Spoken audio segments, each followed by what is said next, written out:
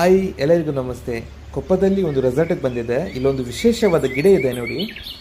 ಈ ಹಣ್ಣಿನ ಹೆಸರು ಬಂದ್ಬಿಟ್ಟು ಟಾನಿಕ್ ಹಣ್ಣು ಅಂತ. ಟಾನಿಕ್ ಅಂದರೆ ಗೊತ್ತಾಯ್ತಲ್ಲ, ಜ್ವರ ಶೀತ ಬಂದಾಗ ಕುಡಿತೀವಲ್ವ, ಆ ಟಾನಿಕ್ಕು. ಈ ಹಣ್ಣು ನೋಡಲಿಕ್ಕೆ ಚೆರ್ರಿ ಟೈಪಲ್ಲಿದೆ.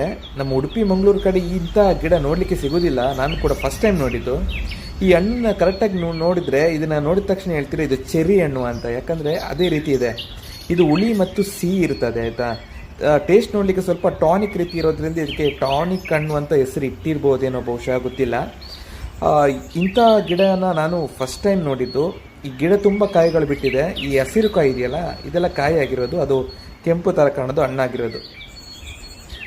ವಿಶೇಷವಾಗಿದೆ. ನಾನು ಮೊದಲನೇ ಸಲ ನೋಡ್ತಿರೋದು. ನೀವು ಕೂಡ ಫಸ್ಟ್ ಟೈಮ್ ನೋಡ್ತಿರ್ಬೋದು.